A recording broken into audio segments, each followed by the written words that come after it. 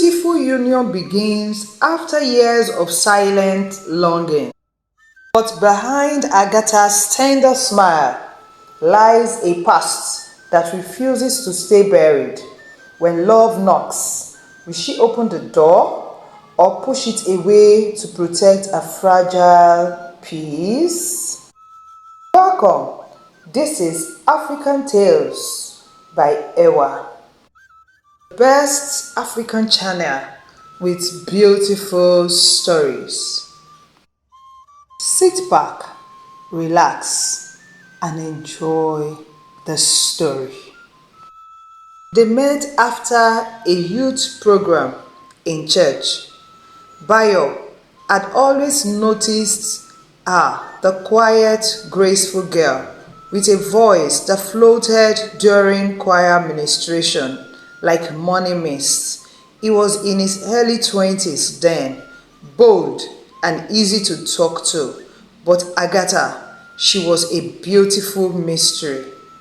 He tried to express his feelings, but Agata kept a distance. She always did, like a bird afraid of cages, even the golden ones. Years passed, university came and went. Then one afternoon, long after campus dust had settled, Bayo saw her again, older yet still glowing with that same serene beauty. He tried again, and this time, a no wasn't quite as firm. Agatha finally let herself free, and for the first time in a long while, love found her. But there was something Bayo didn't know. Agata was the only daughter of her father, a quiet man who had long learned to swallow his voice. Her mother, a woman whose presence darkened the atmosphere of their home. She was controlling, bitter, and cold. And Agatha, she was a target. At 2 a.m., she would hear the voice, "Agatha, wake up! Go sweep outside before morning go come."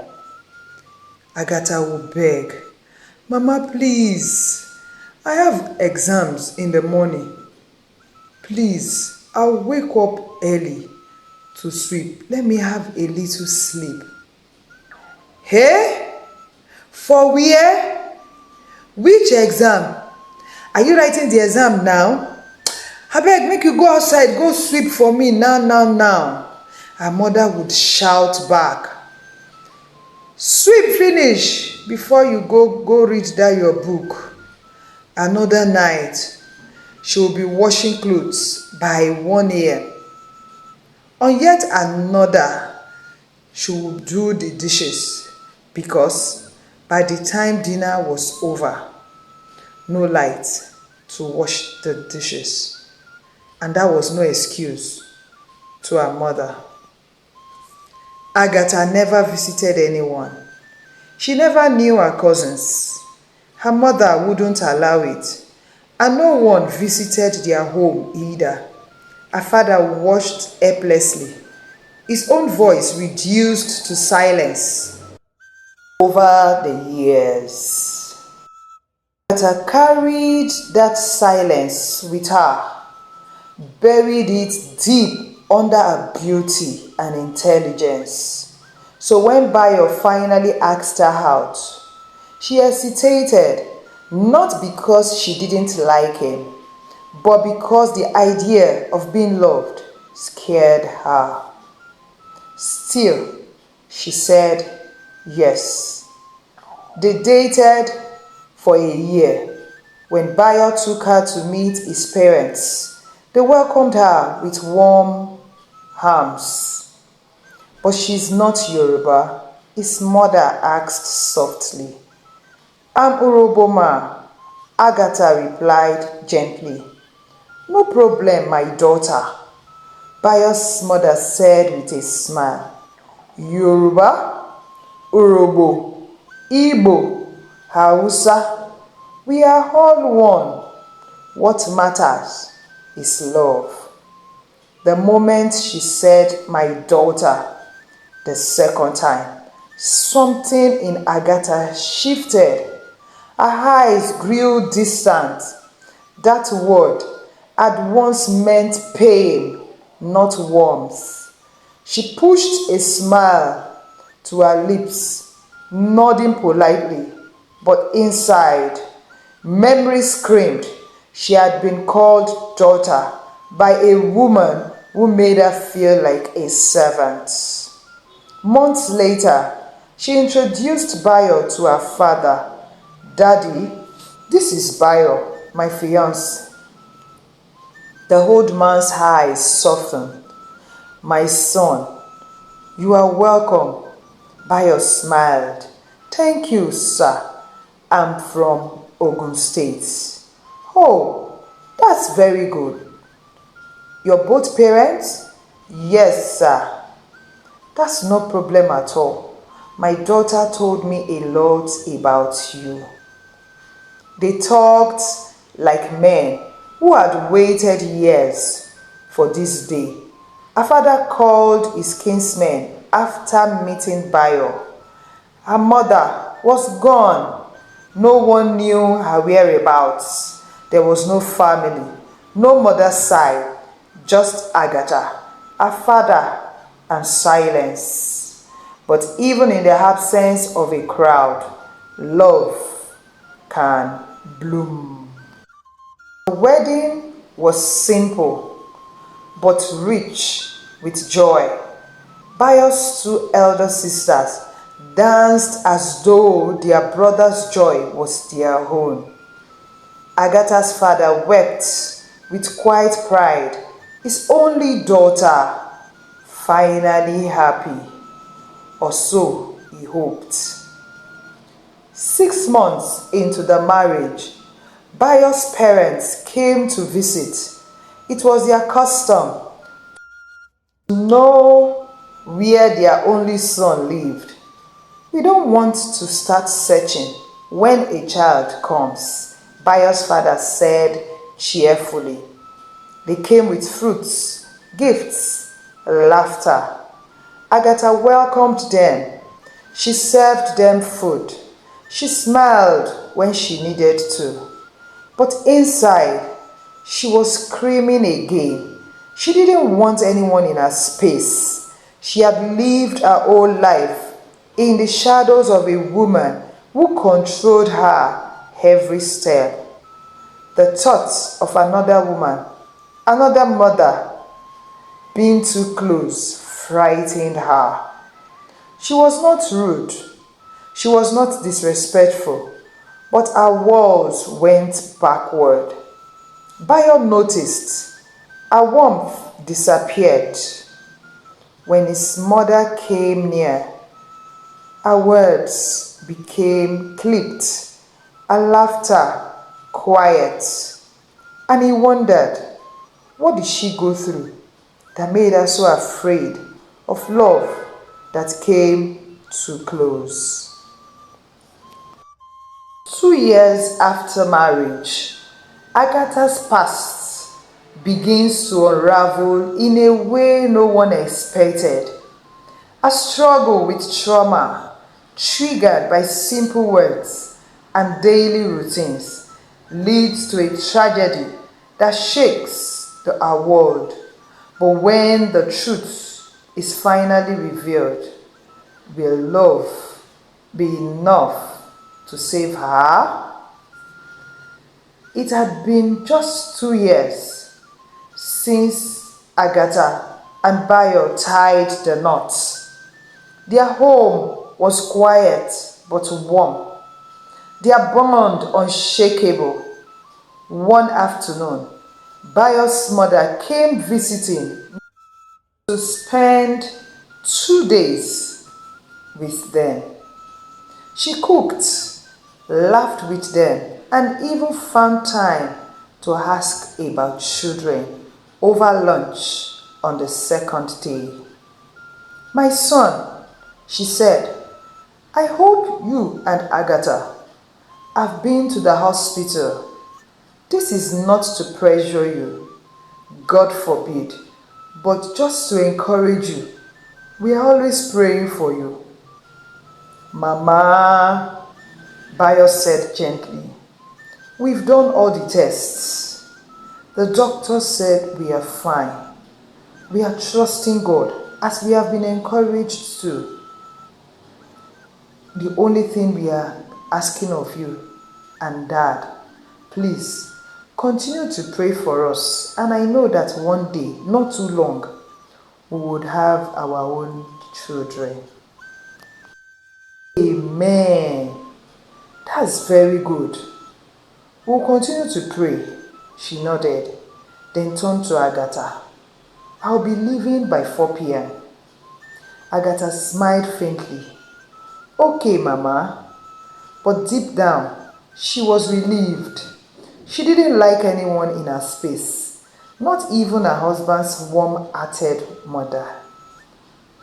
5 years into their peaceful marriage, Bayo got an opportunity to work in the Netherlands for 6 months. "I don't want you staying here alone," he said one evening. "Either go to my parents or let Mama come at intervals." Agatha wasn't thrilled, but she nodded, "Okay." The day Bayo left, Mama came for the weekend. "I'll be going early tomorrow to attend service with my husband," she said. Agatha, though grateful, sighed in relief again.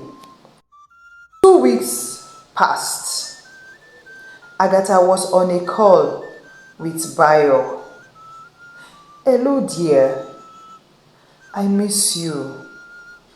This house is so quiet. I don't even understand. And very soon I will start my leave." "Yeah, really? Okay. Choice.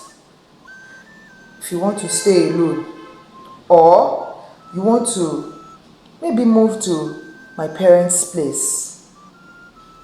Or better still, let me ask Mama to come over for a while. She won't stay full time, just help you feel less lonely." "Okay, but you know, at times I just want to be by myself.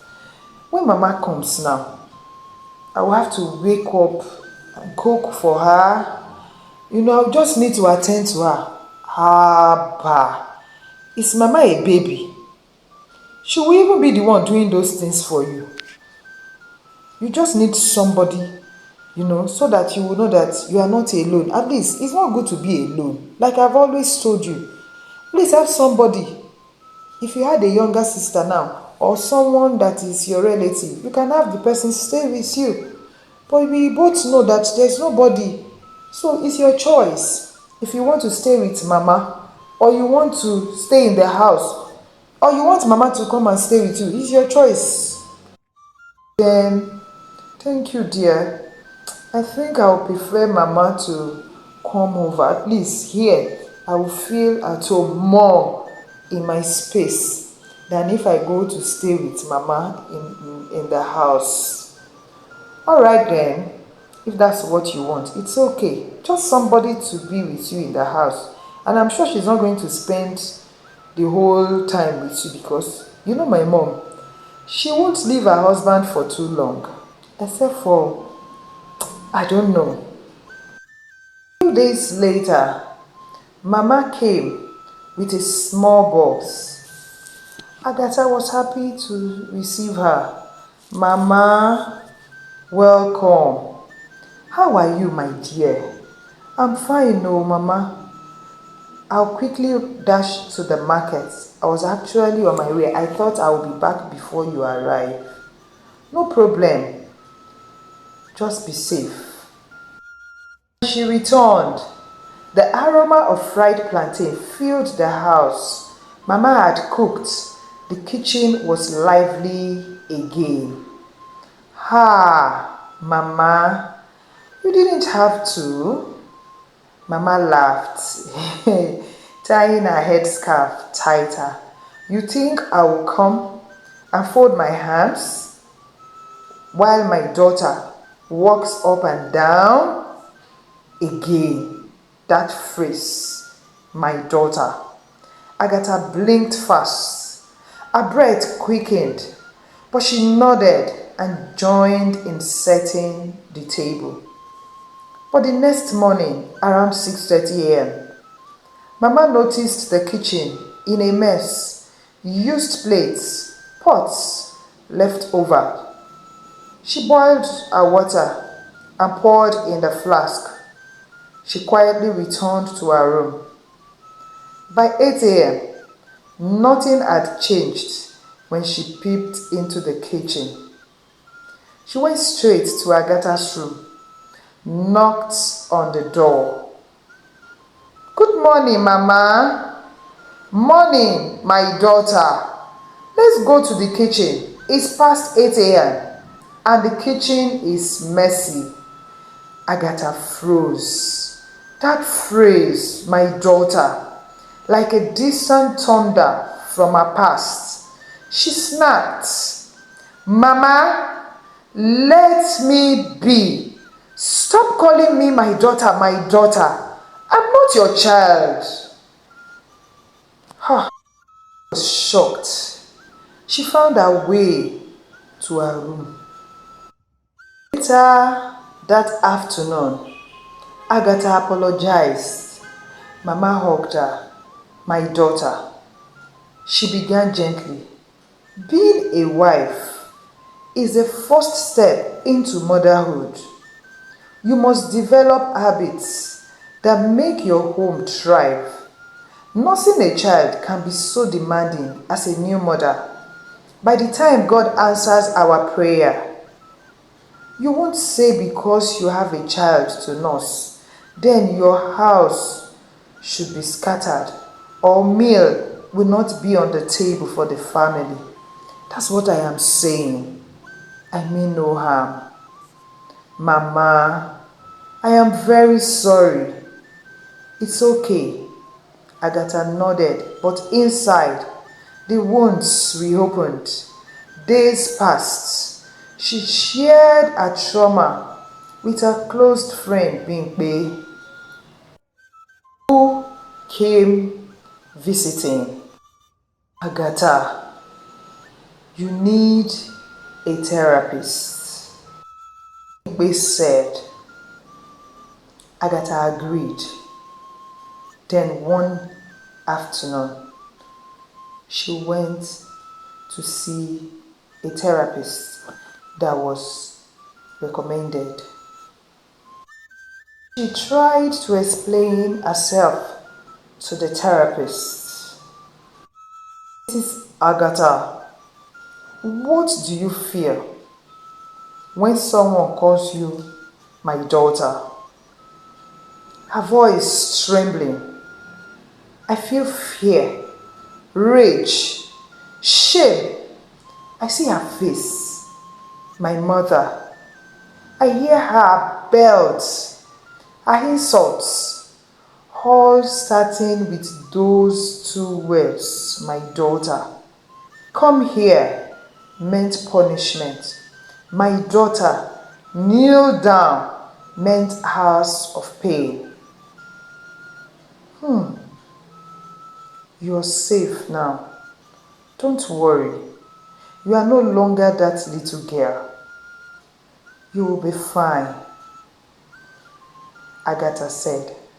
But I still hear her voice. Anytime someone calls me that, I go back. Don't worry. You will be fine. 5th month, Mama returned to Agatha's place. My husband has traveled for a checkup in UK, she explained. I will stay here till Bayo returns. Agata tried to hide her discomfort. Mama was kind, but strict with routines. One evening, Mama came back to find the kitchen worse than before. She noticed the plates and pots from the previous night, then breakfast and lunch were all stacked in the kitchen. She couldn't do what she wanted to. She went to the balcony where Agatha was on a call. My daughter, Mama started. Why does the kitchen always look like a battlefield? Since last night, no plate washed, and now breakfast and lunch done. My daughter, Agatha's eyes darkened. I'm not your daughter. Stop calling me that, she screamed. Mama, trying to calm her, stepped closer. My door. Before she could finish, Agata pushed her off the balcony. Let me breathe. The screams startled neighbors. One young man saw it all. People rushed to help, but Mama was gone. Bayo was informed immediately. Mama had a domestic accident, but she didn't make it. The nurse that knew Mama in the hospital she was rushed to was the one who called Bayo on the phone. The neighbors called the police and Agata was arrested. 2 days after, Bayo returned. He was at the police station to see Agata. She wept, broken, explaining everything to Bayo. My love, I was haunted by my mother's abuse. That phrase, my daughter, it felt like chains. I'm sorry. I didn't know what came over me. I am very sorry, Bayo. You? Agata. You did this? I wondered.